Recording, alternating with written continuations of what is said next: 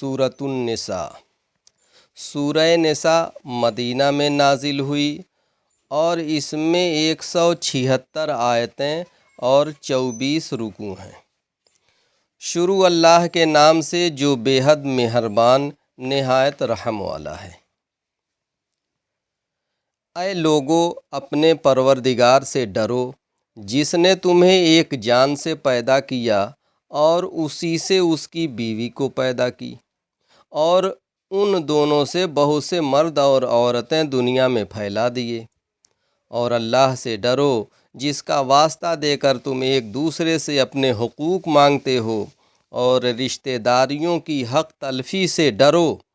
یقین رکھو کہ اللہ تمہاری نگرانی کر رہا ہے۔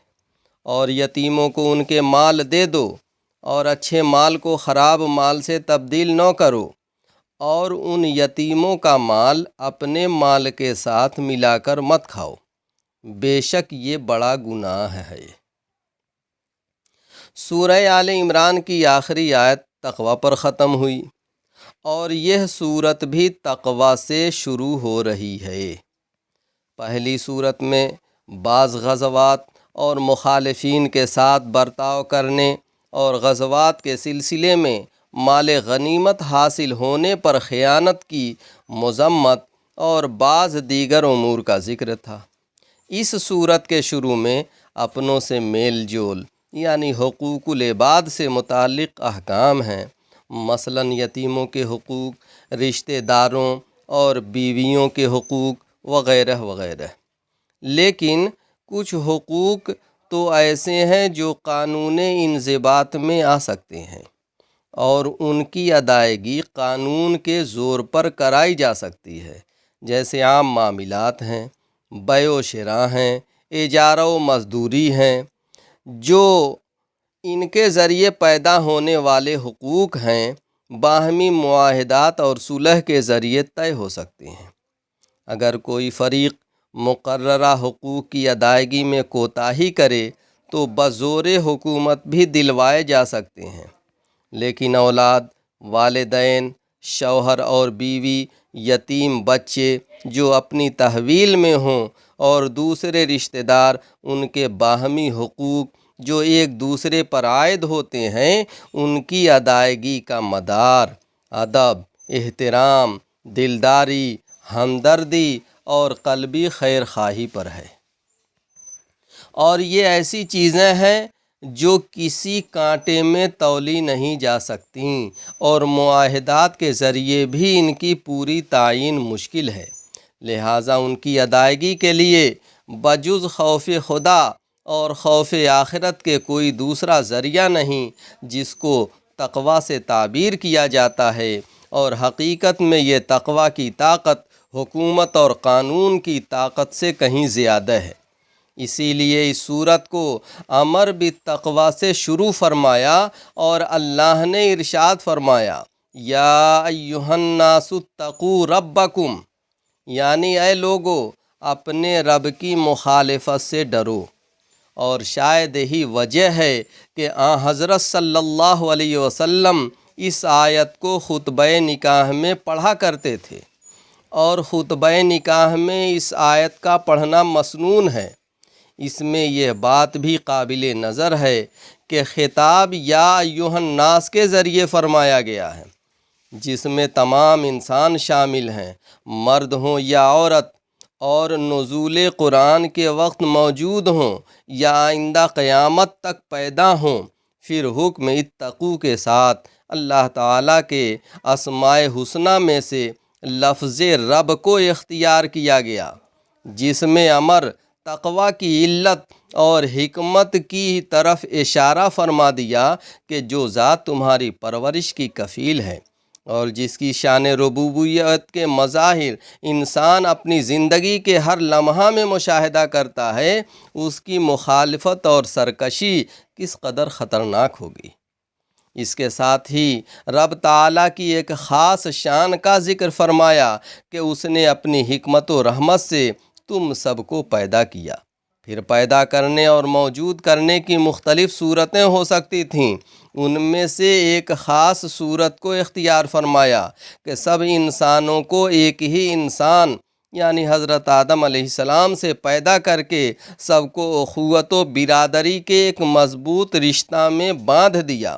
علاوہ خوف خدا اور آخرت کے اس رشتہ اخوت کا بھی یہی تقاضا ہے کہ باہمی ہمدردی، خیر خواہی کے حقوق پورے ادا کیے جائیں، اور انسان میں ذات پات کی، اونچ نیچ کی، نسلی اور لونی یا لسانی امتیازات کو شرافت و رذالت کا معیار نہ بنایا جائے۔ اس لیے فرمایا الذی خلقکم من نفس واحدہ وخلق منها زوجها وبث منہما رجالا کثیرا ونساء، یعنی اپنے اس پروردگار سے ڈرو جس نے تم کو ایک ہی ذات سے آدم علیہ السلام سے اس طرح پیدا فرمایا کہ پہلے ان کی بیوی حضرت حوا کو پیدا کیا، پھر اس جوڑے کے ذریعے بہت سے مرد اور عورتیں پیدا فرمائیں۔ غرض یہ پوری آیت ان احکام کی تمہید ہے جو آگے اس صورت میں آنے والے ہیں۔ اس تمہید میں ایک طرف تو پروردگار عالم کے حقوق سامنے رکھ کر اس کی مخالفت سے روکا گیا، دوسری طرف تمام افراد انسانی کو ایک باپ کی اولاد بتلا کر ان میں محبت اور باہمی ہمدردی اور خیر خواہی کے جذبات کو بیدار کیا گیا تاکہ اہل قرابت، یتیموں اور زوجین کے درمیان باہمی حقوق کی ادائیگی دل سے ہو سکے۔ اس کے بعد پھر واتقوا اللہ کا دوبارہ اعلان کیا، ایک خاص عنوان سے فرمایا واتقوا اللہ الذی تساءلون بہ والارحام، یعنی اللہ تعالیٰ سے ڈرو جس کے نام پر تم دوسروں سے اپنے حقوق طلب کرتے ہو اور جس کی قسمیں دے کر دوسروں سے اپنا مطلب نکالتے ہو۔ آخر میں فرمایا والارحام، یعنی قرابت کے تعلقات خواہ باپ کی طرف سے ہوں چاہے ماں کی طرف سے ہوں، ان کی نگہداشت اور ادائیگی میں کوتاہی کرنے سے بچو۔ دوسری آیت میں یتیم بچوں کے حقوق کی تاکید اور ان کے اموال کی حفاظت کے احکام ہیں۔ مختصر تفسیر ان دونوں کی یوں سمجھا جائے کہ اللہ جل شانہ نے ان آیتوں کے ذریعے انسان کی جو رہنمائی فرمائی ہے اس سے اس کی زندگی اور اس کی آخرت سنور سکتی ہے۔ اس آیت کے معارف و مسائل جاننے کے لیے ہمیں اور آپ کو تفسیر کی کتابوں کا مطالعہ کرنا ہے کہ اللہ نے ان آیتوں میں اور ان دو آیتوں کے ذریعے کیا فرمایا ہے۔ پہلا حکم جو تمہید کے بعد ارشاد فرمایا گیا اور تمام تعلقات قرابت کی نگہداشت پر حاوی اور شامل ہے، وہ ہے صلہ رحمی۔ صلہ رحمی کے معنی اور صلہ رحمی کے فضائل کیا ہیں اس کو سمجھا جائے۔ لفظ ارحام رحم کی جمع ہے۔ رحم بچے دانی کو کہتے ہیں جس میں ولادت سے پہلے ماں کے پیٹ میں بچہ رہتا ہے۔ چونکہ ذریعہ قرابت یہ رحم ہی ہے، اس لیے اس سلسلے کے تعلقات وابستہ رکھنے کو صلہ رحمی اور رشتہ داری کی بنیاد پر جو فطری طور پر تعلقات پیدا ہو گئے ان کی طرف سے بے توجہی اور بے التفاتی برتنے کو قطع رحمی سے تعبیر کیا جاتا ہے۔ احادیث شریفہ میں صلہ رحمی پر بہت زور دیا گیا ہے، چنانچہ ارشاد نبوی ہے جس کا مفہوم یہ ہے کہ جس کو یہ بات پسند ہو کہ اس کے رزق میں کشادگی پیدا ہو اور اس کی عمر دراز ہو تو اسے چاہیے کہ صلہ رحمی کرے۔ اس حدیث سے صلہ رحمی کے دو بڑے اہم فائدے معلوم ہو گئے کہ آخرت کا ثواب تو ہے ہی، دنیا میں صلہ رحمی کا فائدہ یہ ہے کہ رزق کی تنگی دور ہوتی ہے اور عمر میں برکت ہوتی ہے۔ عبداللہ ابن سلام رضی اللہ عنہ فرماتے ہیں کہ رسول کریم صلی اللہ علیہ وسلم جب مدینہ تشریف لائے اور میں حاضر ہوا تو آپ کے وہ مبارک کلمات جو سب سے پہلے میرے کانوں میں پڑے وہ یہ تھے، آپ صلی اللہ علیہ وسلم نے ارشاد فرمایا جس کا مفہوم یہ ہے کہ لوگوں ایک دوسرے کو کثرت سے سلام کیا کرو۔ اللہ کی رضا جوئی کے لیے لوگوں کو کھانا کھلایا کرو، صلہ رحمی کیا کرو، اور ایسے وقت میں نماز کی طرف سبقت کیا کرو جبکہ عام لوگ نیند کے مزے میں ہوں۔ یاد رکھو، ان امور پر عمل کر کے تم حفاظت اور سلامتی کے ساتھ بغیر کسی رکاوٹ کے جنت میں پہنچ جاؤ گے۔ ایک اور حدیث میں ذکر ہے کہ ام المومنین حضرت میمونہ رضی اللہ عنہا نے اپنی ایک باندی کو آزاد کر دیا۔ جب نبی کریم صلی اللہ علیہ وسلم سے اس کی آزادی کا ذکر کیا تو آپ نے فرمایا کہ اگر تم اپنے ماموں کو دے دیتیں تو زیادہ ثواب ہوتا۔ اسلام میں غلام ہو چاہے باندی ہو، آزاد کرنے کی بہت ترغیب ہے اور اسے بہترین کار ثواب قرار دیا گیا ہے، لیکن اس کے باوجود صلہ رحمی کا مرتبہ اس سے بہرحال اعلیٰ اور افضل ہے۔ اسی مضمون کی ایک اور روایت ہے، آپ صلی اللہ علیہ وسلم نے ارشاد فرمایا، کسی محتاج کی مدد کرنا صرف صدقہ ہی ہے، اور اپنے کسی عزیز، اپنے قریب کی مدد کرنا دو امروں پر مشتمل ہے، ایک صدقہ اور دوسرا صلہ رحمی۔ صرف مصرف کے تبدیل کرنے سے دو طرح کا ثواب مل جاتا ہے۔ اس کے مقابلے میں قطع رحمی، تعلق توڑنے کے حق میں جو شدید ترین وعیدیں روایات حدیث میں مذکور ہیں، اس کا اندازہ دو حدیثوں سے بخوبی ہو سکتا ہے۔ آپ صلی اللہ علیہ وسلم نے ارشاد فرمایا کہ جو آدمی حقوق قرابت کی رعایت نہیں کرتا وہ جنت میں نہیں جائے گا۔ اس قوم پر اللہ کی رحمت نہیں اترے گی جس میں کوئی قطع رحمی کرنے والا موجود ہو۔ آخر میں پھر دلوں میں ادائے حقوق کا جذبہ پیدا کرنے کے لیے اللہ نے فرمایا کہ ان اللہ کان علیکم رقیبا، یعنی اللہ جل شانہ تم پر نگراں ہیں، جو تمہارے دلوں اور ارادوں سے باخبر ہیں۔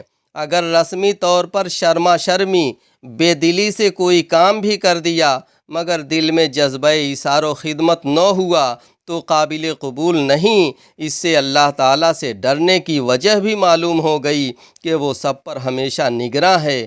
قرآن کریم کا یہ عام اسلوب ہے کہ قانون کو محض دنیا کی حکومتوں کے قانون کی طرح بیان نہیں کرتا، بلکہ تربیت و شفقت کے انداز میں بیان کرتا ہے۔ قانون کے بیان کے ساتھ ساتھ ذہنوں اور دلوں کی تربیت بھی کرتا ہے۔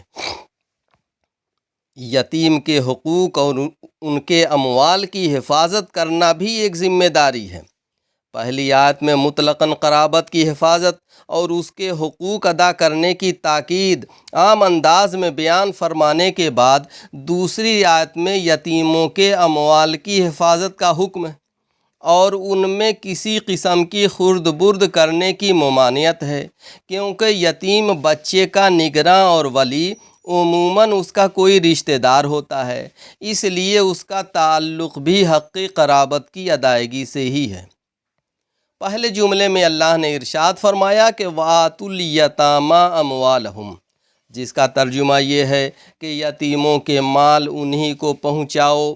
یتیم کے لفظی معنی اکیلے اور منفرد کے ہیں، اسی لیے جو موتی سیپ میں تنہا ایک ہو اس کو در یتیم کہا جاتا ہے۔ اصطلاح شرع میں اس بچہ کو یتیم کہا جاتا ہے جس کا باپ مر گیا ہو، اور جانوروں میں اس جانور کو یتیم کہا جاتا ہے جس کی ماں مر گئی ہو۔ بالغ اور جوان ہونے کے بعد شرعی اصطلاح میں اس کو یتیم نہیں کہا جائے گا، جیسا کہ حدیث شریف میں اس کی تشریح موجود ہے کہ بلوغ کے بعد یتیمی باقی نہیں رہتی۔ یتیم بچوں کی ملکیت میں اگر کچھ مال ہے جو ان کو کسی نے ہبہ کیا ہو یا کسی کی میراث میں ان کو پہنچ گیا ہو تو یتیم کے ساتھ اس کے مال کی حفاظت بھی اس شخص کے ذمے ہے جو یتیم کا ولی ہے، خواہ اس ولی کا تقرر اس کے مرنے والے باپ نے خود ہی کر دیا ہو یا حکومت کی جانب سے کوئی ولی مقرر کیا گیا ہو۔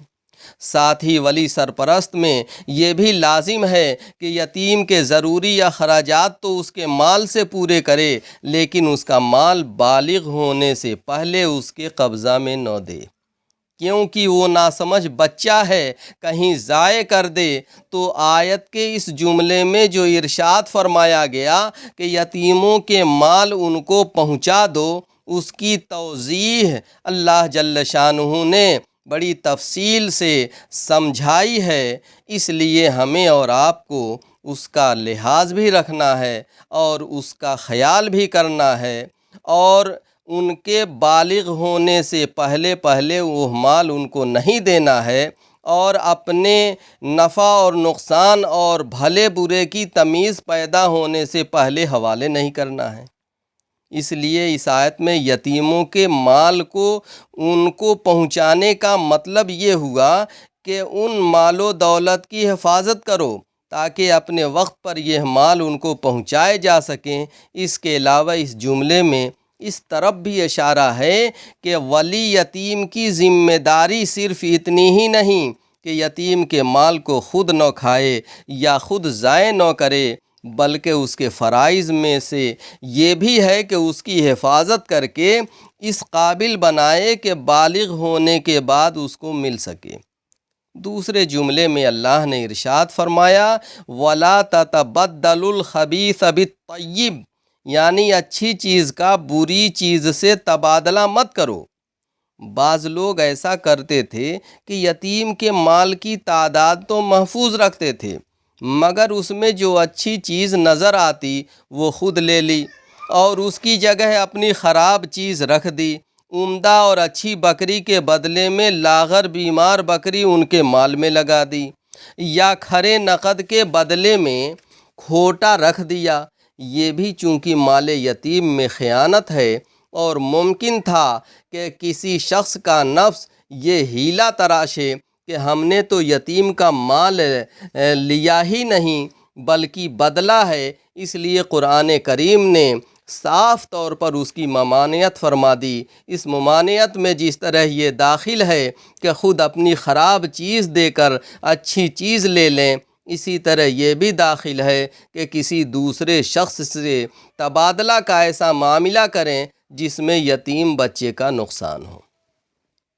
تیسرے جملے میں اللہ نے ارشاد فرمایا کہ وَلَا تَأْكُلُوا أَمْوَالَهُمْ إِلَىٰ أَمْوَالِكُمْ، یعنی یتیموں کے مال کو اپنے مال میں ملا کر نہ کھا جاؤ۔